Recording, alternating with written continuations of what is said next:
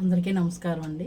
ఈరోజు మాట ఏంటంటే, టీచరు అనేటప్పటికి ఆవిడని చూస్తే ఒక గౌరవభావం, అలాగే పూజ్యభావం కలుగుతుంది. అలాంటిది ఒక కుర్రోడు ఒక చోట టీచర్ని మిమ్మల్ని నేను లవ్ చేస్తున్నాను అని చెప్పి అంటపడేవాడంట. అది ఎలాగ తయారైందంటే, గురువుకు పంగనామాలు పెట్టే శిష్యుల్లాగా ఉన్నదండి.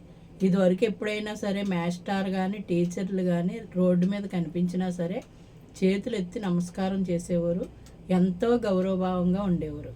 రాను రానును మైండ్ వెర్రితలలు వేసేసి ఏం చేయాలో కూడా వీళ్ళకి అర్థం కావట్లేదు. వీళ్ళకి చదువు నేర్చుకోవటానికి పంపిస్తే వీళ్ళ వేసే వేషాలు ఇవన్నమాట. మన రాష్ట్రం కాదనుకోండి, కాకపోయినా అది తప్పే కదా, ఎక్కడ చేసినా తప్పే కదండి. అది చూసి ఇంకొకటి తయారవుతాడు కదా.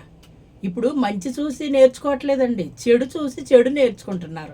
విచిత్రం ఏంటంటే, ఎలాగా అనేది రేపొద్దున భవిష్యత్తు ఏంటని ఆలోచించట్లేదు. మనం ఎలా బతకాలనేది ఆలోచన లేదు. ఫ్యామిలీ ఎలా కలిసి ఉండాలనేది ఆలోచన లేదు. మన ఆరోగ్యాన్ని మనం ఎలా కాపాడుకోవాలనే ఆలోచన లేదు. ఎంచేపు వెర్రి వేషాలు, వెర్రి చేష్టలు, వాళ్ళు ఇష్టం వచ్చినట్టు ప్రవర్తిస్తున్నారు. చదువు నేర్పే గురువు అంటే అంత సులకన, తల్లితో సమానం కదా ఆవిడ కూడా, గురుదేవోభవ అంటాం. అలాంటిది అక్కడికి వెళ్ళిన తర్వాత ఆవిడని నానా హింసలు పెట్టి ఆవిడ ఒప్పుకోలేదని, అలాంటి కుదరదని ఆవిడ ఖండించిన మూలానే ఒంటి మీద ఏదో పోసేసి ఇది చేసాడంట. అంటే చంపటానికి ప్రయత్నం కదండి అది.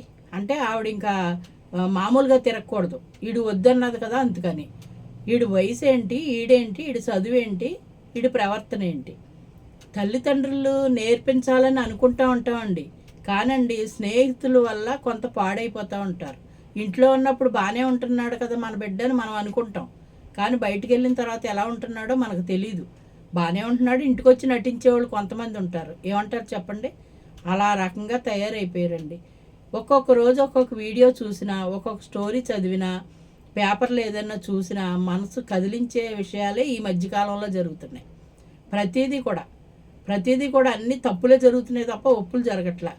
రాను రానును పిల్లలకి ఏ కల్చర్ అలవాటు అవుతుంది, మన పిల్లలు ఎలా ఉంటారో, వీళ్ళు ఎవరినన్నా చూసి వీళ్ళు కూడా పాడైపోతారేమో అని ఆవేదన చెందుతున్నారు తల్లిదండ్రులు. నిజమే కదండి.